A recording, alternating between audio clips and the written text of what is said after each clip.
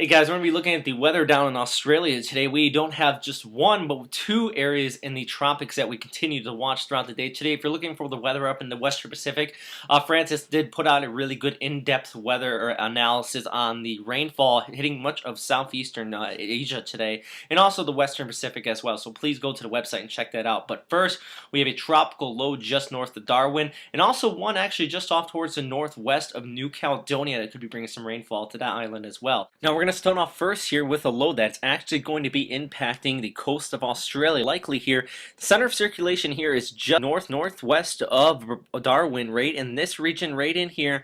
And right now the winds out of this system, according to the Bureau of Meteorology, are about 20 gusting up to 45 knots. This seems about right for the matter of where the storm's at. It is kind of getting sheared off here towards the northwest. We'll look at the shear map here in a second, but overall it does have a fairly decent cyclonic circulation, and you can see that here if you just watch these clouds kind of closely. You can see these clouds continuing to spin down here towards the Northern Territory and wrapping back around as it continues to gather moisture out here in the Timor Sea. But if we look at the visible imagery from this morning, it does look like the system has been sheared off by this afternoon, this morning.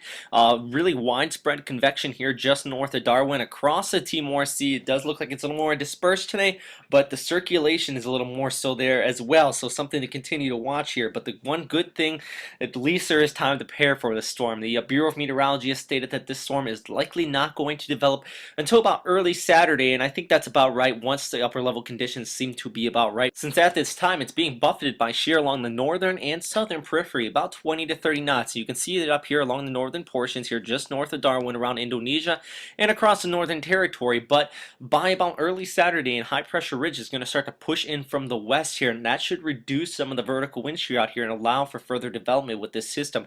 And therefore the Bureau of Meteorology has issued that tropical low for this area. But due to a lack of any really good steering flow out here, they do anticipate just to continue to drift around the Northern Territory. But look at this.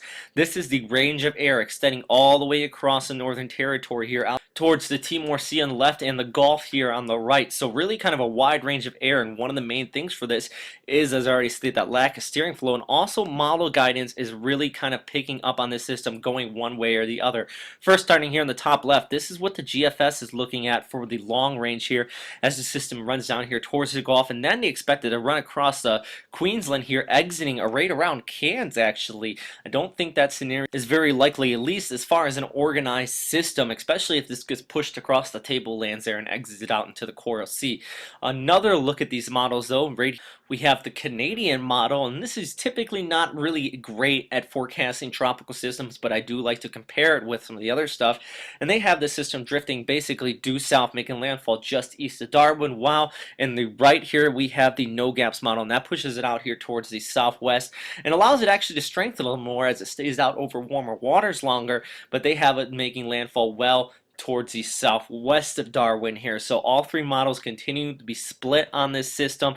All of them do have it lingering here for the next couple of days. So that's one thing that they are in good agreement on, and therefore the Bureau of Meteorology kind of keeps up with this big wide range of air on this system, and definitely over the next 24 to 48 hours we should have a better understanding of where this is going to go. And here's a look at another view of the infrared out here. Now this is the NHC infrared enhancement, and one thing I want to point out here is that at this very moment it actually looks like the storm is drifting out here towards the west and away from Australia. Well, one thing I want you to take that with kind of a grain of heart here, because I think that's a little bit misleading. It's actually kind of an illusion. More convection is forming out here towards the west, but the overall circulation is still here just north of Darwin. If you look kind of closely, that's actually where that center of circulation still is there, and that could loop back around and continue to head back down here towards the south. So if I was there in Darwin or anywhere here along the Northern Territory, definitely get ready for tropical cyclone season. It is starting to gear up here, and if this one does not form, you could get one in the near future.